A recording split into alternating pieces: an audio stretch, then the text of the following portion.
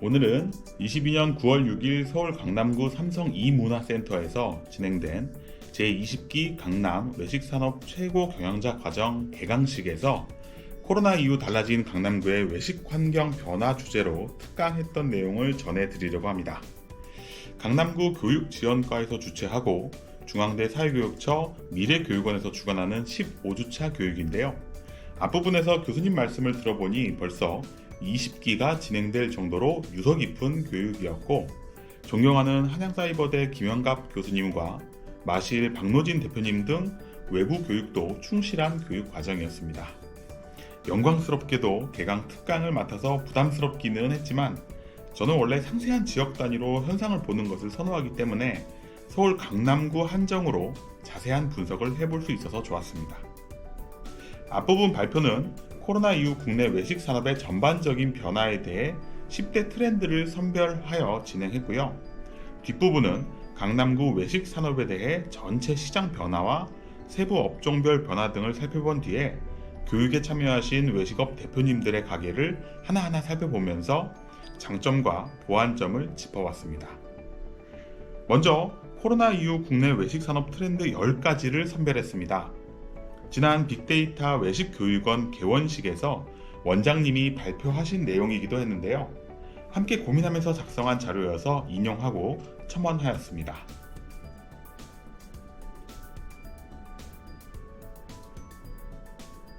첫 번째 트렌드는 이종 간 결합 현상입니다. 사실 이종 간 결합 현상이 코로나 이후 갑자기 튀어나온 것은 아닌데요. 예전부터 한식, 양식, 일식, 중식 등 이종 간의 조리법을 섞는다든지 메뉴를 함께 판매한다든지 하는 식의 퓨전은 이미 있던 현상입니다. 다만 그렇게 했을 때 그런 메뉴나 가게가 소비자의 선택을 받았느냐 하면 꼭 그렇지는 않았거든요. 그런데 코로나 기간을 거치면서 이런 퓨전 음식과 컨셉이 선택을 받기 시작했습니다. 그래서 피자와 짬뽕을 함께 판다거나, 횟집인데 돈가스를 판매한다거나, 햄버거 전문점이 떡볶이를 도입하고 주점과 요리 전문점의 경계는 무너져가는 등 많은 변화들이 일어나고 있습니다. 그런데 이렇게 음식업 내에서만 융합을 하는 게 아닙니다. 편의점에서 외식업이 시작되고 자동차 판매 전 시장이 동시에 카페가 되고 종합 생활용품점에서 핫도그를 판매하고 있죠. 소매와 서비스업까지도 음식업을 끌어안으면서 이색적인 결합들이 탄생하고 있는데 이게 소비자에게 먹히고 있다는 겁니다. 그러니 경쟁 관계는 어떻게 되겠어요? 예상 밖의 경쟁자가 어느 날 내 옆 가게로 들어와 나를 위협하게 되는 것이죠. 나는 커피만 판매하고 있는데 옆 가게는 미술품을 감상하면서 커피를 마실 수 있다면 상대가 될까요?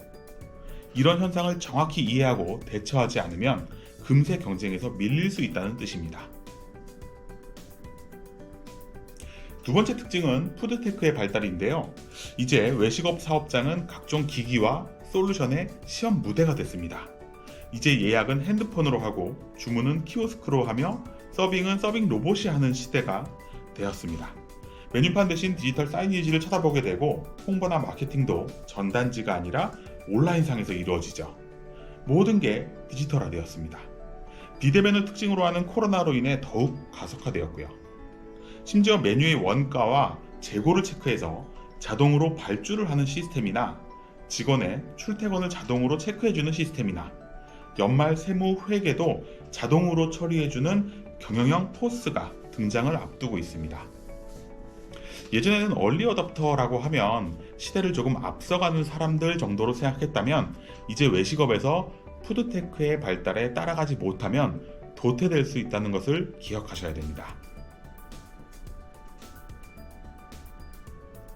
세 번째는 ESG입니다. 요즘 많은 국가와 기업들의 핵심 화두죠.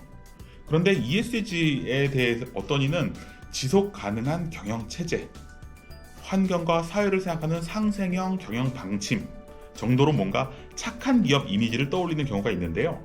저는 상생이라는 말 뒤에 아주 치밀한 생존과 경쟁 논리가 숨어 있다고 생각합니다. 특히 외식업에서는 친환경 이슈도 있지만 지역경제 상생이라는 말로 기업 이미지를 좋게 만드는 경우가 많은데요. 이 부분이 로컬에서 가게를 하시는 분들에게는 엄청난 위협이라는 것을 알아야 됩니다. 전국에 유통망을 가진 대형 외식 기업이 지역 특산 메뉴를 개발해서 지역 농수산물을 활용하고 지역 일자리를 창출하게 되면 그 지역에서 원래 장사를 하고 있던 외식 업체는 어떻게 될까요? 대기업과 싸워서 유일하게 경쟁력이 있던 지역 특성마저도 뺏기게 되는 겁니다. 그러니 각 지역에서 개인 사업으로 외식업을 하시는 분들은 재빨리 지역 특징을 입히지 않으면, 다시 말해 여기서만 먹을 수 있는 음식 메뉴와 컨셉을 잡지 못하면 대형 외식 기업에 잡아먹히게 된다는 뜻입니다. 네 번째는 프로세스의 중요성이 대두되고 있다는 것인데요. 소비자의 선택 속성은 제품, 가격, 프로모션, 장소 네 가지로 구성된다는 마케팅 4P에 대해서는 들어본 분들이 있을 겁니다. 1960년대 미시간 주립대 제롬 메카시 교수에 의해 창안되고 마케팅 전문가 필립 코틀러에 의해 알려진 마케팅에서는 기본적인 이론이죠. 여기에 사람, 과정, 물리적 환경까지 더해 마케팅 믹스를 해야 한다는 것이 최근의 마케팅 기본인데요.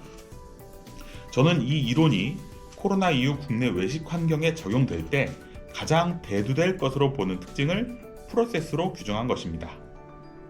좀 더 쉽게 말하면 우리가 음식점을 예약하는 것부터 대기 시간, 장소는 물론이고 음식이 나오는 순서와 먹는 동안 그리고 자리를 떠서 결제가 일어날 때까지의 일련의 과정이 모두 프로세스인 것이죠. 그 중에서도 제일 중요한 한 가지만 뽑으라면 단연 대기 시간입니다. 맛집에 갔을 때 줄을 서서 기다리는 시간을 뜻하기도 하지만 자리에 앉고 나서 주문을 마친 후에 음식이 내 입으로 처음 들어가기까지의 시간이기도 합니다. 그래서 프로세스와 대기 시간 얘기를 할 때 항상 제가 아웃백 브랜드를 얘기하곤 하는데요. 예전 비슷한 시기에 같이 흥했던 패밀리 레스토랑 중에 거의 유일하게 아웃백만 아직도 잘 되고 있는 이유를 저는 식전 빵과 스프 때문이라고 봅니다. 대기시간 단축이 소비자의 만족도에 미치는 영향이 대단히 크다는 거죠. 코로나 기간 배달이 증가하고 속도 경쟁이 붙으면서 소비자의 참을성은 더 짧아졌습니다. 이런 특징이 외식으로도 옮겨지면서 대기시간의 단축이 굉장히 중요해질 거라는 의미입니다. 이제 손님이 앉으면 물 말고 어떤 음식이라도 좋으니 신선한 음식을 내어주세요. 가게의 큰 경쟁력이 될 겁니다. 다섯 번째 주제는 소비자의 반응 수집인데요. 어떤 가게든 고객의 반응을 확인하고 싶은 욕구는 예전부터 있었지만 그 방법이 설문을 통한 만족도 조사밖에 없었습니다. 객관적이라고 보기도 어렵고 조사에 응하지 않는 고객도 많았죠. 그런데 이제 주요 포털 사이트에 남기는 리뷰나 SNS를 통한 평판 데이터가 수집되고 일정 수량이 되면서 데이터로서의 가치가 생기기 시작했습니다. 음식이 맛있어요. 뷰가 좋아요. 모임하기 좋아요. 이런 가지각색의 리뷰들이 음식점의 성격을 규정하고 만족 요소를 드러내고 있죠. 그런데 여기서 힌트를 찾아 강점은 부각하고 약점은 보완하는 매장이 있는 반면 그냥 그런가 보다 하고 보기만 하는 매장도 있고 아예 이런 고객의 소리를 듣지 않는 매장도 있죠. 시간이 지날수록 자연스럽게 살아남는 매장과 도태되는 매장으로 나뉠 겁니다. 장단점을 어떻게 구분하고 적용해야 하는지는 매장 분석에서 다시 보기로 하겠습니다. 여섯 번째 주제는 싸거나 혹은 비싸거나인데요. 이제 외식으로 소비하는 음식 가격은 초고급화되면서 아주 비싸지거나 혹은 부담 없이 즐길 수 있는 수준이거나 둘 중에 하나로 양극화될 겁니다. 가격대로 따지면 1인분에 5만원 이상인 메뉴와 1만원 이하 메뉴로 나뉘고 있는 현상인데요. 사실 우리가 일반적으로 즐기는 1인분 음식의 가격은 2, 3만원대가 가장 많고 지금도 그렇습니다. 그런데 코로나 기간 이 2, 3만원대 음식들이 배달로 많이 옮겨갔고요. 그래서 고객들이 외식에서 기대하는 것은 더 고급이거나 간단하게 즐길 수 있거나로 나뉘게 되었습니다. 아마 외식업을 하시는 분들은 근시일 내에 선택의 기로에 놓이게 되실 거예요. 고급화로 가야 되는지 대중화로 가야 하는지 더 비싸게 팔지 싸게 팔지를 말이죠. 그리고 강남구라는 특징이 더해지면 아무래도 더 비싸지는 추세가 나타날 것으로 예상됩니다. 7번째는 개인 맞춤형 메뉴입니다. 이 주제는 공급자보다는 소비자에게 먼저 적용되는 내용인데요. 이제 나의 건강 상태와 기분과 월급날과 가족 행사 등에 따라 그때그때 맞춤형 메뉴와 가게들이 추천되는 시스템이 오고 있습니다. 마이크로 타겟팅이라고 하죠. 깜짝 놀랄 정도로 나에게 딱 맞춘 제품과 서비스가 추천되는 시대로 가고 있습니다. 그럼 이런 시기가 왔을 때 외식 사업자는 무엇을 준비했어야 할까요? 가게의 특성을 부각시킬 수 있는 키워드가 있어야 됩니다. 예를 들면 당뇨병 환자가 이용할 수 있는 건강식을 제공하는 가게라거나 상견례 하기에 특화된 가게라거나 VIP 손님을 모시고 갈 수 있는 가게라거나 하는 식의 특징을 만들고 어필이 되어 있어야 한다는 거죠. 어렵게 이렇게 구체적인 특징 없이 맛있는 가게, 친절한 가게, 양 많이 주는 가게 같은 일반적인 문구로는 손님을 끌 수 없게 됩니다. 8번째는 처음 보는 외국식입니다. 이 주제는 코로나로 인해 발생했다고 보는 게 맞을 것 같은데요. 코로나 이전에는 한식이나 외국식이 비슷한 패턴으로 성장하고 있었습니다. 그런데 코로나로 인해 집에서 밥을 해먹게 되고 배달에서도 한식 비중이 늘었으며 수많은 밀키트 제품들이 한식을 우선 타깃으로 설정하면서 한식이 집으로 갔다는 게 정설이죠. 그래서 반대급부로 외식에서는 외국식을 선호하는 경향이 늘어납니다. 전국 음식업 추세에서도 양식이나 일식이 늘어나는 게 그런 현상이죠.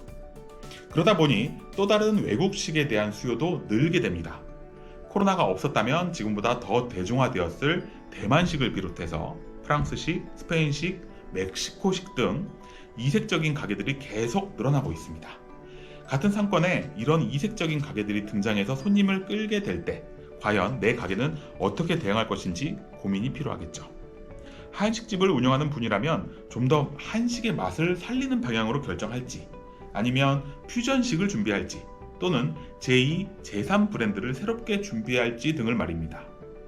참고로 제과업에서는 이미 이런 처음 보는 외국식 빵들이 기하급수적으로 늘고 있다는 사실도 생각해 보시기 바랍니다.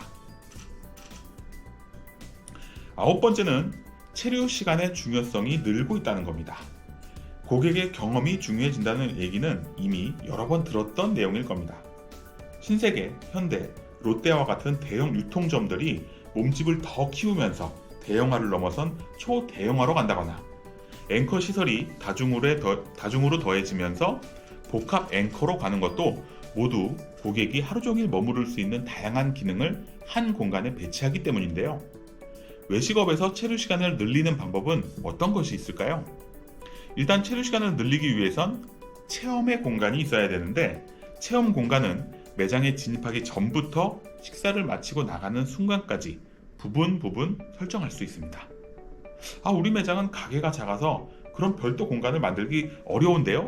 라고 하시는 분들이 계시는데요. 별도의 공간을 만들라는 게 아닙니다. 이 힌트는 음식업 블로거들의 글에서 찾을 수 있습니다. 블로거들이 맛집에 다녀와서 남기는 글들을 한번 찾아보세요. 처음에는 날씨 얘기로 시작합니다. 기분이 좋아서든 꿀꿀해서든 맛집 가기 좋은 날이라는 서론이 필요하니까요. 맛집을 가기 위해 중간에 들르는 장소들도 소개가 되고요. 지나가다 보이는 구름이나 꽃들도 소개가 됩니다. 신난 아이들이나 친구들도 모자이크 처리되어 나오고요.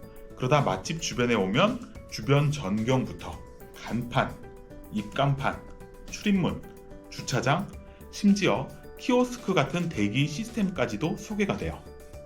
또 매장에 들어오면 매장 전체 사진을 한번 찍고 일행이 앉게 되는 자리도 찍습니다. 앉으면 메뉴판도 찍어야죠.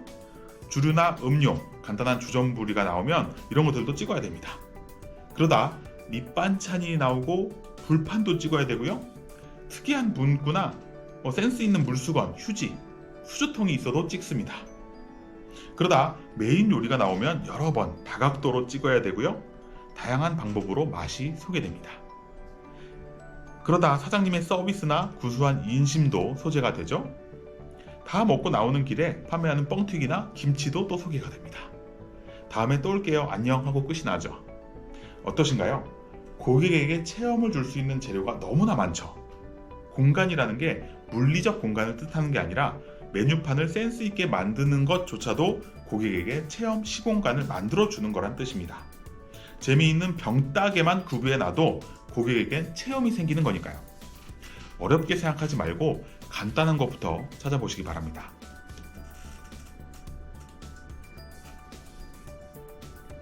마지막 10번째 주제는 급이에요. 마지막 단계의 미션이니만큼 어려운 주제이기도 한데요. 하나의 가게는 제품부터 서비스, 청결도, 편리함, 고객 관리 등의 여러 요소에 급이 맞아야 합니다. 저는 수도권에 있는 소고기집을 일부러 찾아다니는 편인데요. 대부분의 요즘 소고기집들은 고기 자체의 품질은 참 좋습니다. 그런데 장사가 안 되는 가게들은 이유가 있어요. 밑반찬이 삼겹살 집에서 나올 만한 수준이라든가, 집기가 고급스럽지 않다거나, 주차가 불편하다거나, 화장실이 더럽다거나 하는 것이죠. 고객은 비싼 돈을 내는 만큼 종합적이고 전반적인 만족을 원하는데 고기만 좋고 나머지는 질이 떨어지는 거예요. 여기서 고객들은 큰 실망을 하고 재방문을 하지 않게 되죠. 아까 6번째 주제로 얘기했던 매장이 고급화로 가기 위해서는 아주 중요한 문제예요.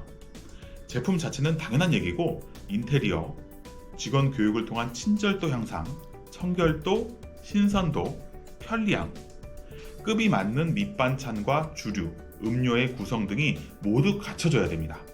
이런 게 전체적으로 고려되지 못한다면 고급화를 추구하지 마세요. 코로나 이후 바뀌게 될 외식업의 10가지 트렌드를 말씀드렸는데 이 중에 몇 개나 인지하고 준비하고 계신가요? 대비하셔야 합니다. 이제 적당히 해서 살아남을 수 있는 환경이 아니거든요. 외식 트렌드 얘기를 하다 보니 시간이 길어졌는데요. 2편에서는 강남구에 대해 자세하게 해부해 보겠습니다. 상권 읽어주는 남자 주팀장이었습니다. 좋아요, 댓글, 구독, 알림 설정.